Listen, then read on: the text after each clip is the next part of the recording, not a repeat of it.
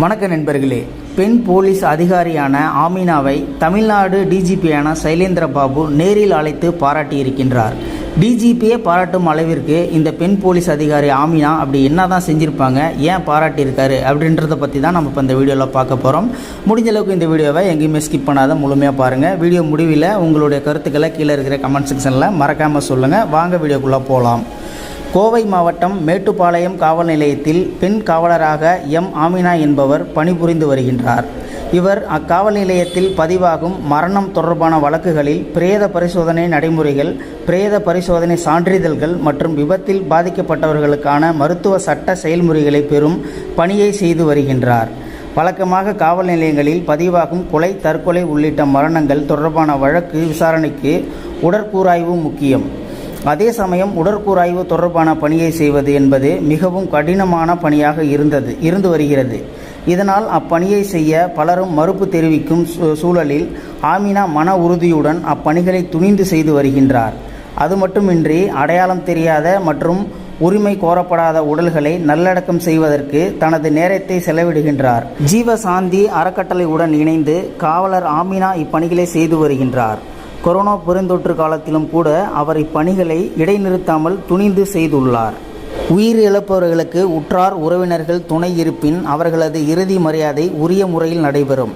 அதே சமயம் அனைவராலும் கைவிடப்பட்டு பெயர் முகவரி தெரியாமல் உயிர் இழப்பவர்களின் நிலை பரிதாபத்திற்குரியது. அத்தகைய ஆதரவற்ற உடல்களை நல்லடக்கம் செய்யும் மனிதநேய சேவையில் பல தன்னார்வ அமைப்பினர் ஈடுபட்டு வருகின்றனர். ஆனால் கோவையில் பெண் காவலர் ஆமினா ஆதரவற்ற உடல்களை நல்லடக்கம் செய்து தனது கடமையை சமுதாயத்திற்கான சேவையாக மகிழ்ச்சியுடன் செய்து வருகின்றார். இது குறித்து பெண் காவலர் ஆமினா கூறுகையில், வழக்கமாக பிரேத பரிசோதனைகள் மேட்டுப்பாளையம் மற்றும் கோவை அரசு மருத்துவமனைகளில் நடைபெறும். இதற்கான எனது பெரும்பாலான நேரங்களை அங்கு செலவிட நேரிடும். பிரேத பரிசோதனைகள் முடிந்தவுடன் இறந்தவர்களின் உடலை குடும்பத்தினரிடம் ஒப்படைப்போம். அதே சமயம் ஒருவர் உரிமை கோரப்படாமல் இருந்தபோது அது மனவேதனை அளிக்கிறது.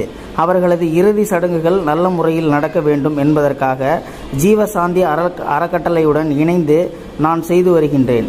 இதனை எனது பணியாகத்தான் நான் பார்க்கின்றேன். இது என்னால் முடிந்த சிறு நல்ல காரியம் என தெரிவிக்கின்றார். கடந்த 2009ஆம் ஆண்டில் ஆமினா தனது தந்தையின் விருப்பத்தை நிறைவேற்றும் வகையில் காவலர் பணிக்கான எழுத்துத் தேர்விலும் உடற்தகுதி தேர்விலும் வெற்றி பெற்றார்.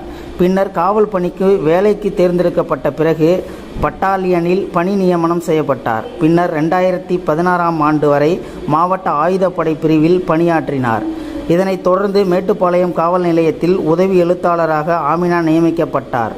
அங்கு அவர் மருத்துவ சட்ட வழக்குகளை கவனிக்கும் காவலராக பணிபுரிகின்றார்.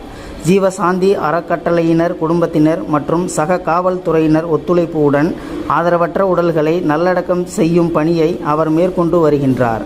கடந்த 5 ஆண்டுகளில் மேட்டுப்பாளையம் காவல் எல்லைக்கு உட்பட்ட பகுதிகளில் 100க்கும் மேற்பட்ட அடையாளம் தெரியாத உடல்களை தகனம் செய்ய ஆமினா ஏற்பாடு செய்துள்ளார். இப்பணிகளுக்கு தனது ஊதியத்தில் இருந்தும் மற்ற காவல்துறை அதிகாரிகளின் பங்களிப்புடன் செலவு செய்து வருகின்றார். தனது பணியை சேவையாக செய்து வரும் பெண் காவலர் ஆமினாவிற்கு கோவை மாவட்ட காவல் கண்காணிப்பாளர் பத்ரி நாராயணன் உள்ளிட்ட உயரதிகாரிகள் பாராட்டி தெரிவித்தனர். இந்த நிலையில் அண்மையில் டிஜிபி சைலேந்திர பாபு காவலர் ஆமினாவின் சேவையை பாராட்டி வாழ்த்து தெரிவித்துள்ளார். இது குறித்து பேசிய ஆமினா, நான் ஒரு அடிமட்ட காவலர். எனது பணிக்காக டிஜிபி அவர்களிடம் இருந்து பாராட்டு பெற்றது பெருமையாகவும் சந்தோஷமாகவும் உள்ளது என தெரிவித்துள்ளார். ஸோ நண்பர்களே, இந்த வீடியோ பார்த்துட்டு இருக்கிற நீங்கள் பெண் காவலர் அதிகாரியான ஆமினாவை நீங்கள் பாராட்டணும் அப்படின்னு நினச்சிங்கன்னா உங்கள் பாராட்டுக்களை கீழே இருக்கிற கமெண்ட் செக்ஷனில் மறக்காமல் சொல்லுங்கள். இந்த பதிவு பிடிச்சிருந்தா ஒரு லைக் பண்ணிக்கோங்க. இந்த பதிவு முடிஞ்ச அளவுக்கு மற்றவங்களுக்கும் ஷேர் பண்ணுங்கள். அப்படி நம்ம சேனலை சப்ஸ்கிரைப் பண்ணிக்கோங்க. மறக்காமல் பெல் சிம்லையும் கிளிக் பண்ணிக்கோங்க. நன்றி, வணக்கம்.